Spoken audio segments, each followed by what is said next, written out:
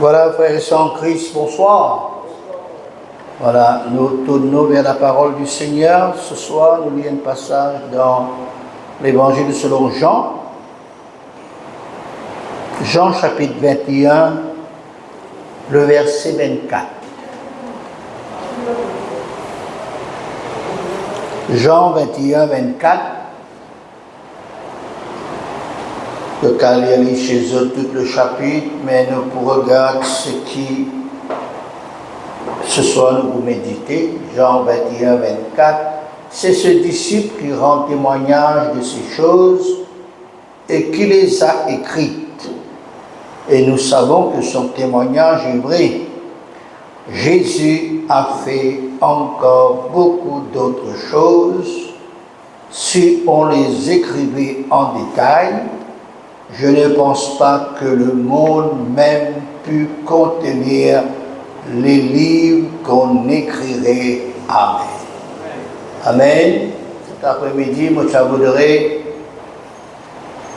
dans cet exposé du jour, énumère quelques témoignages de personnes de la Bible qui se tiennent la vie normale, comme tout le monde, nous disons la vie naturelle, et qui finissent vivre selon cette nature du péché en eux, qui finissent vivre dans l'influence de cette nature du péché, dans l'obscurité, dans le noir, et qu'un bon jour, lorsqu'ils ont rencontré Jésus, la vie n'est plus pareille.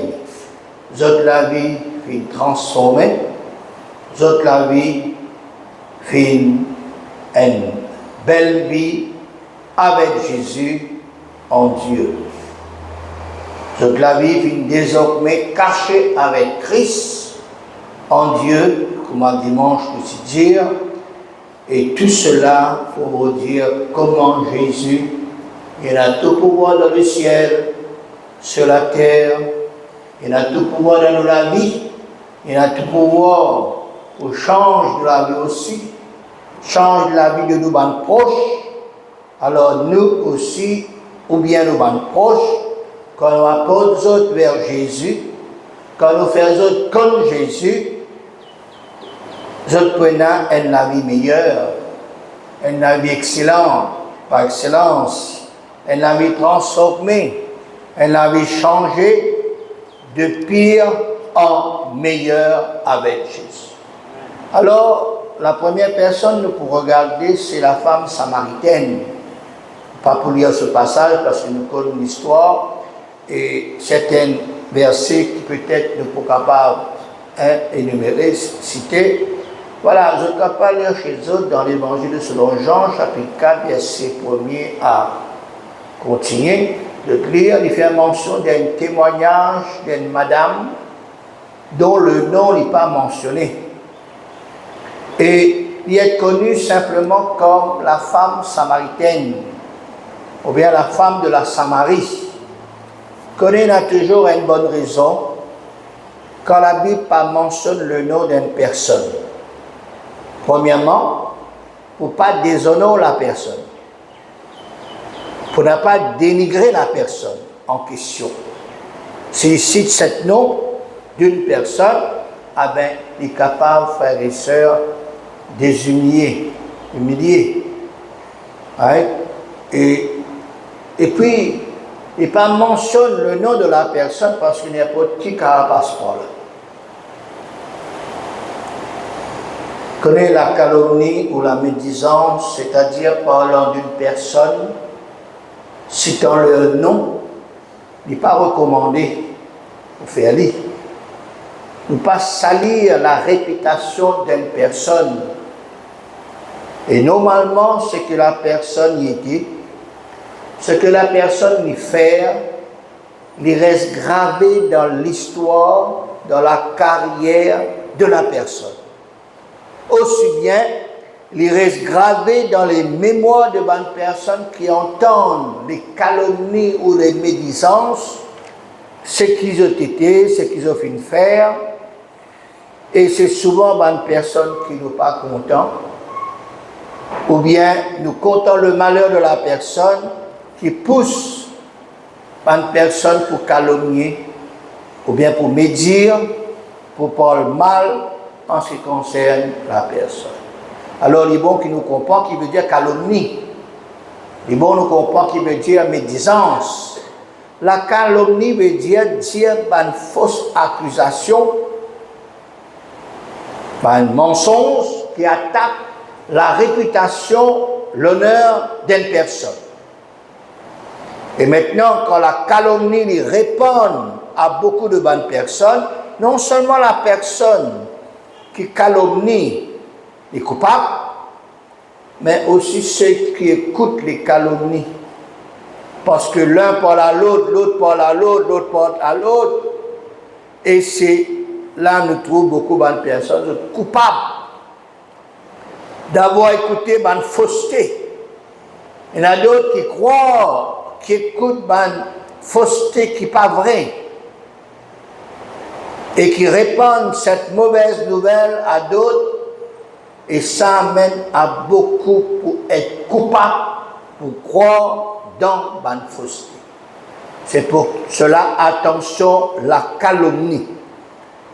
Une accusation fausse, mensongère, qui attaque la réputation, l'honneur d'une personne. Maintenant, la médisance, c'est quoi? La médisance, c'est l'action de médire. C'est-à-dire dire le mal, dire de quelqu'un le mal qu'il y finit faire, et la personne, il connaît les films faire cela, et ça aussi, c'est, les uns les autres racontent le mal qu'une personne vient faire. Il est vrai que la personne vient faire le mal, mais ce qui me dit, je parle à d'autres personnes le mal et je fais du mal à une personne, ce qu'ils ont été et ce qu'ils ont fait. Malgré que cette personne est en train de faire le mal, non seulement la personne est péché quand il finit de faire le mal, mais la personne qui me dit qu'elle raconte tout du monde, ce qui est vrai.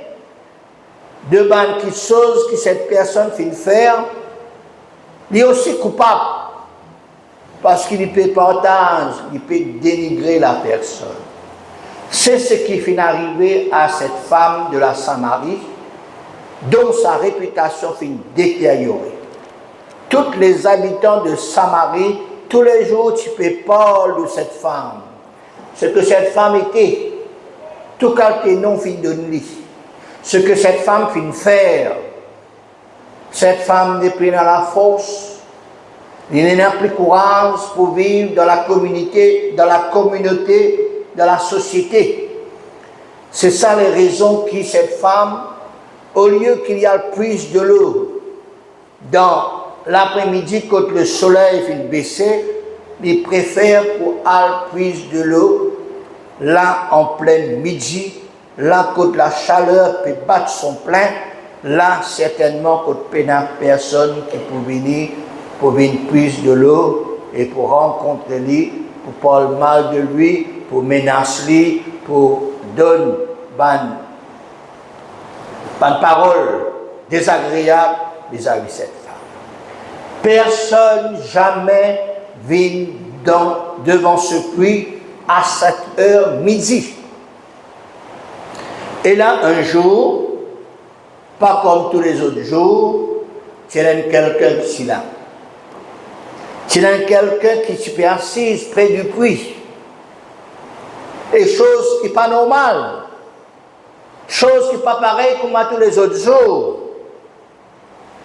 Et comme si dirait cette personne qui est là, qui est assise près du puits là, expressément, comme si dirait, il peut attendre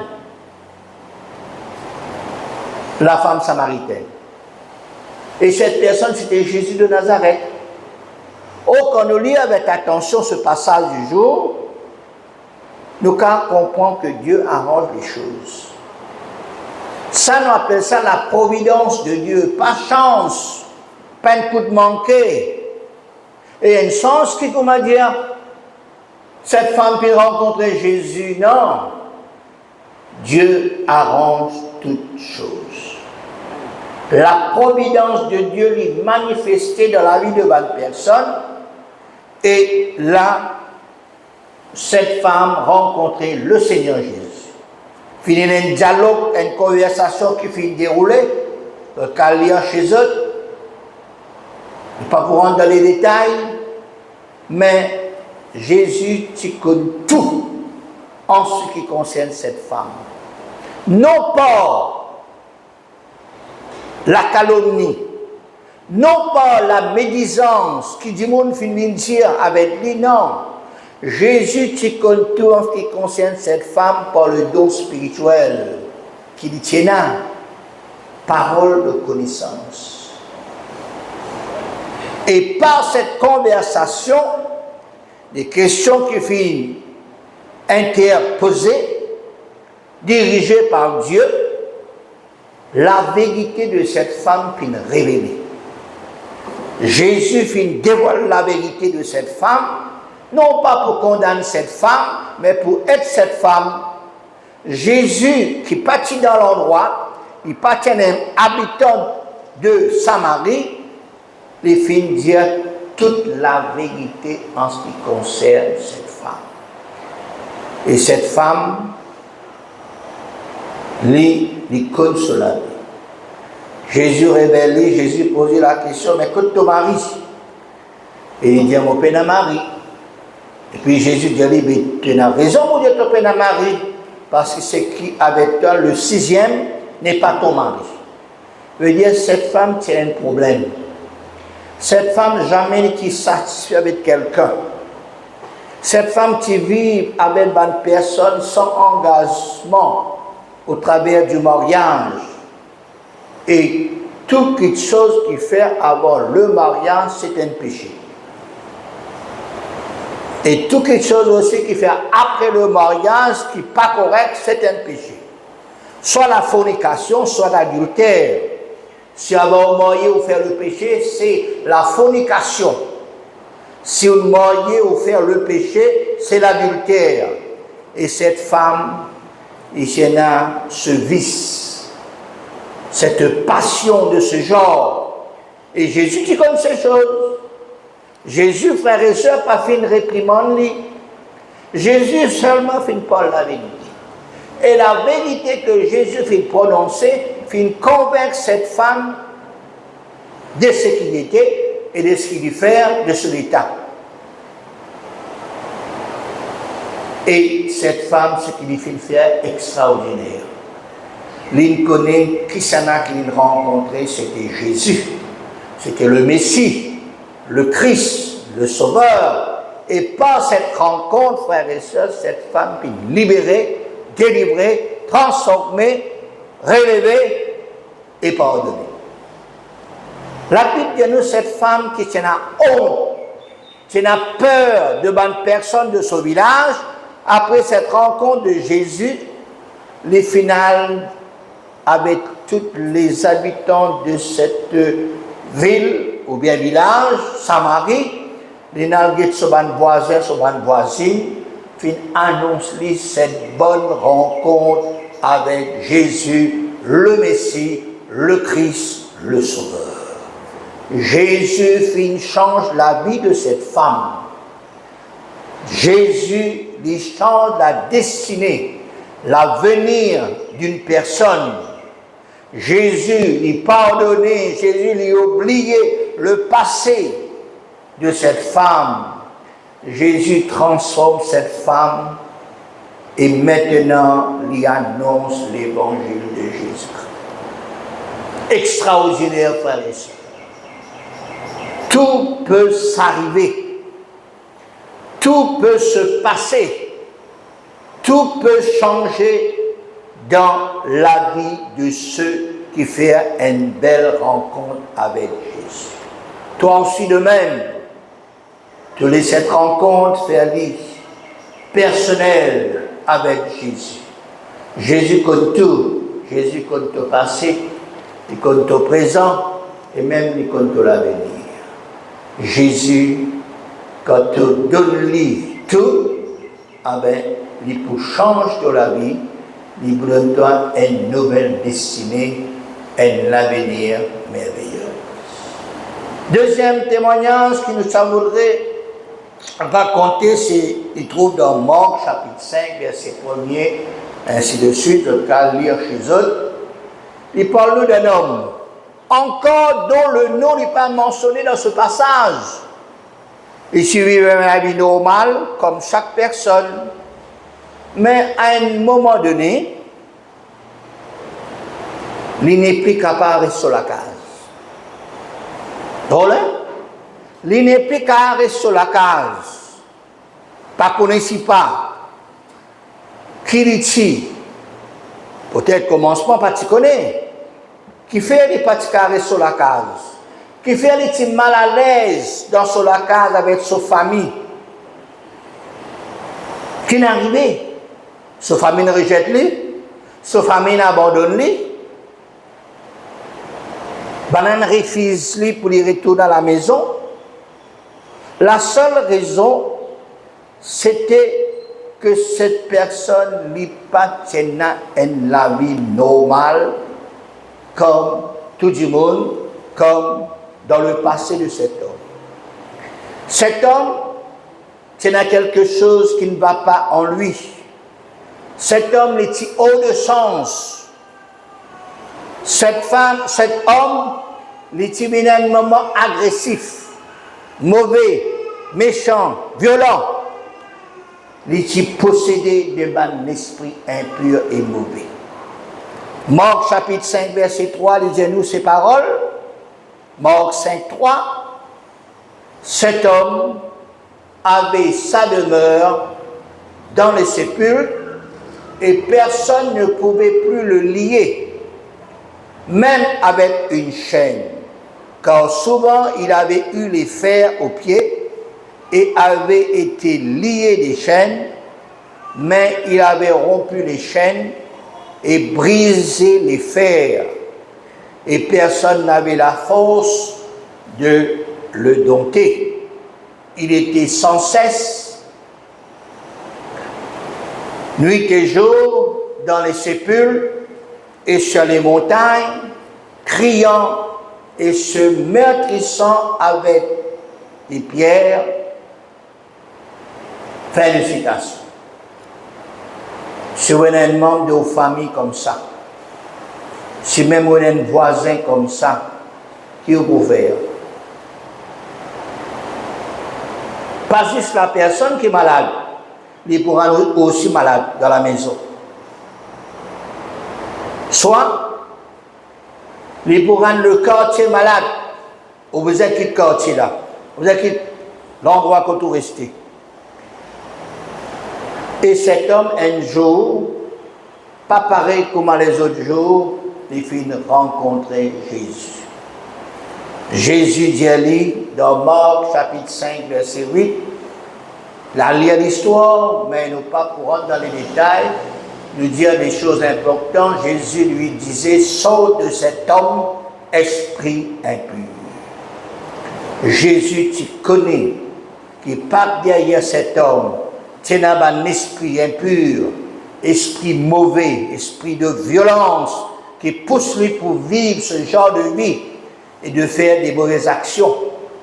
Toujours Marc chapitre 5 verset 15, il dit à nous ces paroles. Quand le Seigneur finit de délivrer lui, quand le Seigneur finit capable, chasse l'esprit impur, ils virent auprès de Jésus et virent le démoniaque, celui qui avait eu la légion, assis, vêtu et dans son bon sens, et ils furent saisis de frayeur. Versets 18 à 20. Comme Jésus montait dans la barque, celui qui avait été démoniaque, lui demanda la permission de rester avec lui. Jésus ne lui permit pas, mais il dit, va dans ta maison, vers les tiens, et raconte-leur tout ce que le Seigneur t'a fait et comment il a eu pitié de toi. Il s'en alla et se mit à publier dans la Décapole tout ce que Jésus avait fait pour lui. Et tous furent dans l'étonnement. Fin de citation. Cette rencontre entre le démoniaque et Jésus fit permettre à cet homme de vivre un ami normal comme auparavant, avec sa famille, dans sa case, peut-être même dans son travail. Sur la tête n'est plus fatigué. Il n'est pas possédé par un mauvais esprit, mais il est libéré, délivré, il vit un vie normal comme à tous les autres. Tout ce que Jésus lui fait, il peut étonner les gens. Tous pour être dans la bonne surprise. Seul Jésus capable d'ombre, capable chasse, capable repousse les mauvais esprits dans la vie de bonne personne et rendre la bonne santé. Jésus capable de faire pour toi aussi. Jésus capable de faire pour ta famille aussi. Jésus capable de changer ta destinée et donne-toi ce qui t'a perdu et donne-toi un bon avenir, brillant, meilleur et efficace. Amen. Troisième témoignage, se trouve dans Marc chapitre 9, verset 15, quand on a encore à lire chez eux. Ce passage parle-nous d'un papa qui amène ses enfants vers Jésus dans un certain lieu, mais Jésus partit là. Jésus, final, fait d'autres occupations et les disciples sont là. Le papa fait une raconte son calvaire dans la maison. Il tient un garçon qui tient un esprit muet. En quelque sorte, ça l'esprit-là saisit ce garçon, jette-lui par terre, l'enfant lui écumé, l'enfant lui grince des dents, l'enfant lui vient tout raide. Parfois l'esprit jette dans de l'eau, côté de l'eau, et parfois l'esprit jette dans du feu, côté du feu. Non seulement cet enfant était malade dans la maison, mais il tira toute la famille malade. Et ce passage raconte-nous comment Jésus fut venu peu après la conversation entre le Père et les disciples. Alors Jésus finit intervenir, Jésus fit une chasse, il fit une menace, cet esprit qui tourmente l'enfant. À nous lire Marc chapitre 9, verset 25. Marc 9, 25, dit à nous, Jésus voyant accourir la foule, menaçant l'esprit impur et dit, esprit muet et sourd, je te l'ordonne, sors de cet enfant et n'y rentre plus. Et il sortit en poussant des cris et l'agitant avec une grande violence, l'enfant devint comme mort, de sorte que plusieurs disaient qu'il était mort. Mais Jésus, l'ayant pris par la main, le fut levé et il se tint debout. Fin de citation. Jésus, frères et sœurs, est là pour cet enfant qui est malade. Non seulement, comme on dit, cet enfant qui est malade, mais il rend toute la maison, frères et sœurs, toute la famille malade. Si vous avez un petit frère comme ça, si vous avez un petit garçon comme ça, ah ben, il pourra rendre toute la famille malade. Jésus est là, frères et sœurs, pour chaque individu. Jésus est là pour ceux qui sont dans la peine, pour ceux qui sont dans la souffrance, pour ceux qui sont dans l'angoisse, pour ceux qui sont dans le désespoir, pour ceux qui sont dans la solitude, pour ceux qui sont dans une situation difficile ou compliquée. Si toi aussi tu te trouves dans ce genre de situation, tourne-toi vers Jésus. La seule personne qui a tout pouvoir dans le ciel sur la terre, la seule personne qui a aussi pouvoir dans toute la vie, dans toute une situation difficile, c'est Jésus. Aucune situation n'est trop difficile pour Jésus. Aucun problème qui est compliqué pour Jésus. La science, la médecine, les hommes, l'argent, pas pour capable faire quelque chose pour nous peut-être. Peut-être, docteur, pour dire nous, c'est trop compliqué, c'est trop difficile, nous pas capable faire rien, trop tard, pas capable d'expliquer ce qui à cette personne peut arriver. Souvent, le docteur dit ça, nous ne pouvons pas comprendre.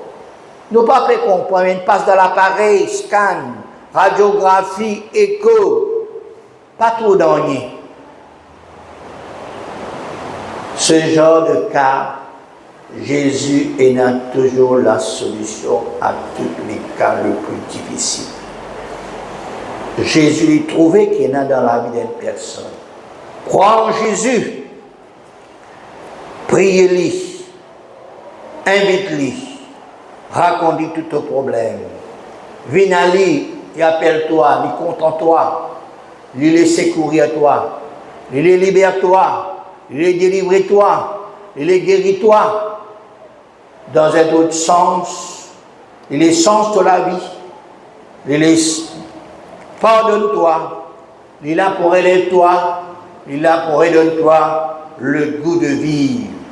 Il est une seule qui est capable de comprendre nos misères, nous la peine, c'est Jésus.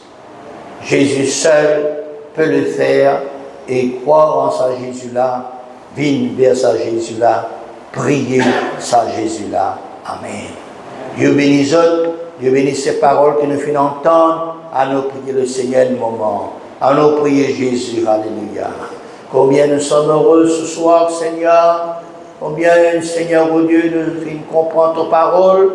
Seigneur, tu es celui, Seigneur, oh Dieu, qui, Seigneur, oh Dieu, connaît toutes choses, Seigneur.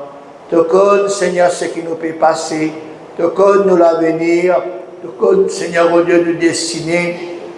Comme un moment difficile qui nous peut passer, Seigneur, qui bonne personne peut passer, et nous crier toi, Seigneur, viens te secours, Seigneur, de bonnes personnes qui, Seigneur, sont dans un état difficile, viens, Seigneur, dans la vie de bonnes personnes qui tourmentées, dans la vie de bonnes personnes, Seigneur, oh Dieu, qui besoin de toi, Seigneur, qui rôde secours, Seigneur, qui rôde, Seigneur, oh Dieu, de l'aide, Seigneur. S'il te plaît, nous prions toi, nous crions vers toi, Seigneur. Nous demandons d'intervenir dans la vie, Seigneur, oh Dieu, de ceux qui ont besoin de toi, Seigneur. Ceux qui, Seigneur, oh Dieu, oui, Seigneur, toujours dans une situation difficile, Seigneur. Tu n'es pas là pour juger les autres, Seigneur. Tu n'es pas là pour calomnier les autres. Tu n'es pas là pour médier les autres, Seigneur. Mais tu es là pour secourir, pour aider, pour sauver, pour libérer, Seigneur. Ce soir, Seigneur, oh Dieu, nous bénis-toi, Seigneur, parce que tu es toujours là, Seigneur. Nous bénis-toi, Seigneur, parce que, Seigneur, tu es toujours prêt, Seigneur, à bénir une personne qui vient à toi, Seigneur. Nous bénis-toi, Seigneur, parce que tu as tout pouvoir dans le ciel, sur la terre et dans la vie, Seigneur. Merci, Seigneur, parce que tu es celui qui est avec nous, Seigneur. Oui, Seigneur, merci. Merci pour ta parole. Merci, Seigneur, oh Dieu, pour toutes choses, Seigneur, qui t'offert, Seigneur, dans nous la vie, Seigneur. Merci pour toutes les choses qui t'offert dans la vie de 20 personnes, Seigneur. Béni soit ton Saint-Nom. Louange, l'honneur, la gloire, la puissance est à toi. Tu es capable de faire, Seigneur. Oui, tout est possible à celui qui croit, Seigneur. Oui, Seigneur, nous croyons que tu es capable de faire quelque chose, Seigneur. Merci, Seigneur. Merci, Jésus. Merci, Papa. Alléluia. Car Dieu nous aime. Rien n'est secret. Tous nos problèmes, il les connaît. Il nous appelle les bras ouverts.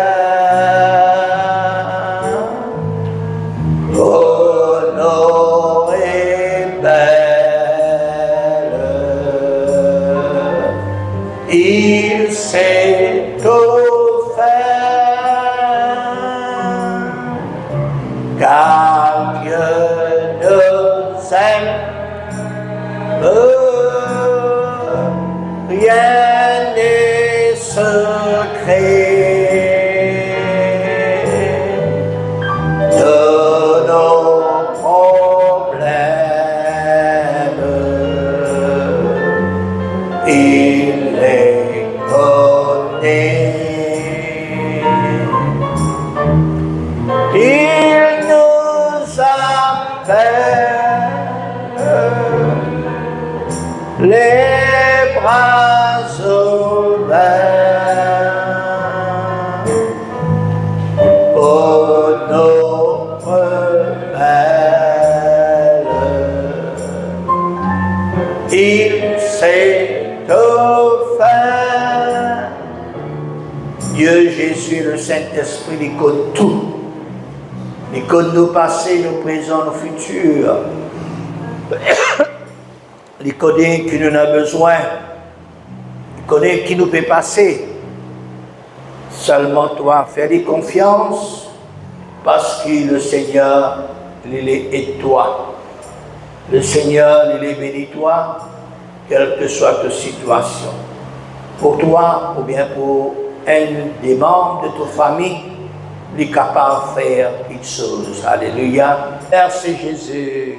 Tu es toujours là pour nous, Seigneur. Tu es toujours là pour nous aider, pour nous délivrer, pour nous réconforter, pour nous relever, Seigneur. Merci, Seigneur. Dieu est là. Dieu est là. Dieu est là.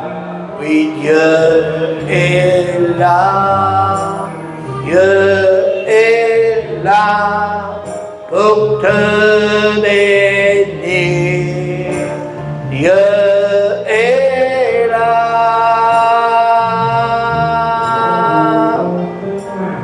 Dieu est là pour secourir, te consoler, te guérir. Si tu crois à sa parole, Dieu est là.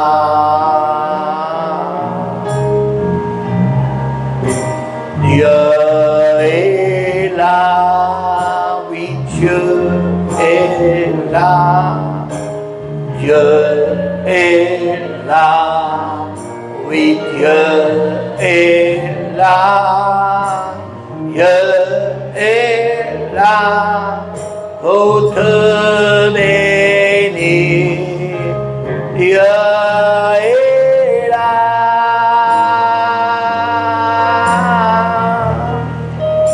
Dieu est là pour secourir, te consoler, te guérir.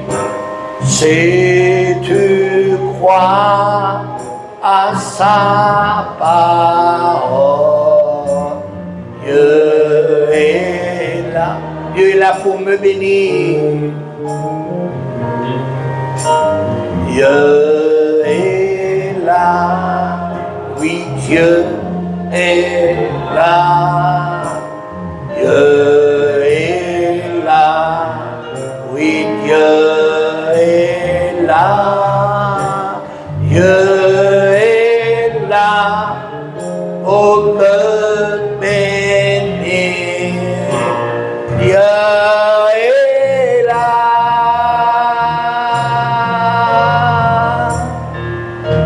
Dieu est là pour ceux